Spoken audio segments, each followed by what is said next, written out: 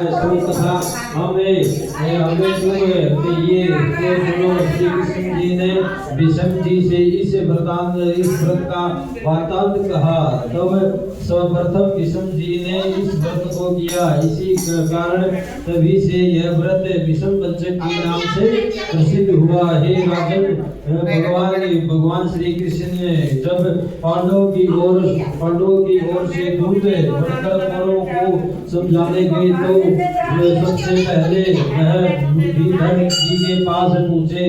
बुद्धिधर जी ने उनको अत्यंत आदर सत्कार किया।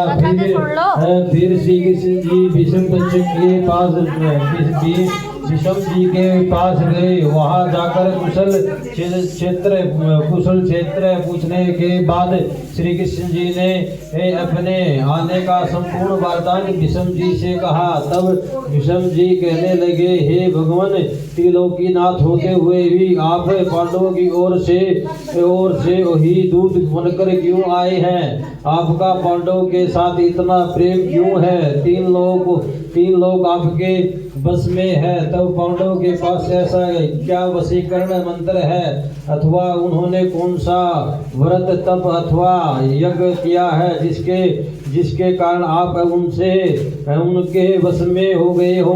अतएव श्री कृष्ण जी हंसकर बोले, हे गंगा पुत्र, यद्यपि यह अत्यंत गुप्त वृत्तांत है, फिर भी मैं तो तुमसे कहता हूँ। उन्होंने एक ऐसा व्रत किया है जो मुझे अत्यंत प्रिय है, इसीलिए मैं उनके विभूषित हूँ।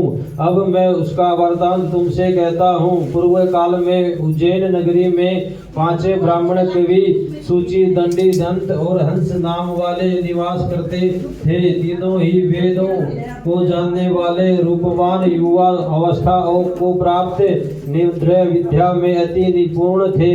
वे अनेक देशों में घूमते फिरते तथा अपने गान विद्या का प्रदर्शन करते हुए खूब द्रव्य प्राप्त किया करते थे।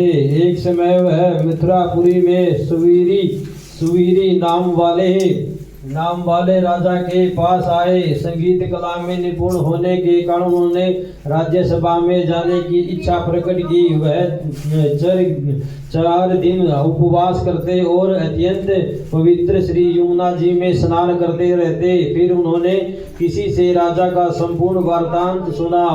उसने बताया कि राजा की कादम्बरी नाम वाली एक भोग पत्नी है। वह संगीत विद्या में निपुण, राग तथा कंठ में अत्यंत प्रवीण, नाचने में दक्ष तथा रूप यौवन में आदित्य सुंदरी है। वह प्रतिदिन एकांत में राजा के सामने नृत्य करती है तथा गाती है। ऐसा सुनकर ऐसे स्थान पर जहाँ से नृत्य तथा ताल एक शब्द में सुनाई पड़े तथा जाकर खड़े हो गए। फिर राजा के पास आने जाने वाले के समीप जाकर कहने लगे कि बड़े ही दुख की बात है कि राजा आपके पास नृत्य कला का जानने वाला कोई भी नहीं है। वीणा में 2 तार ढीले हैं, तार बराबर नहीं है, बाजे में नृत्य शुद्ध नहीं है। इसी कारण की बातें वह प्रत्येक से कहते रहे। तब तक किसी ने यह बात राजा को जाकर कह दी। राजा ने तत्काल जहाँ पर कादम्बरी का नृत्य हो रहा था उन 5 को बुलाकर वहाँ पूछकर उन्होंने राजा को आशीर्वाद दिया और बैठ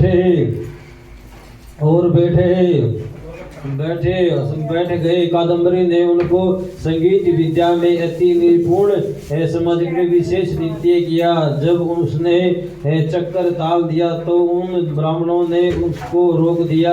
उसने चक्कर छोड़ तथा योग ताल दिया, मगर चक्कर खंडित नहीं किया। इसी पर कादम्बरी का रूप है गुण देखकर वह 5 उस पर मोहित हो गए। बोल विष्णु भगवान की जय, बोल कार्तिक महतो की जय, बोल आज की आनंद की जय, बोल काली माता की जय।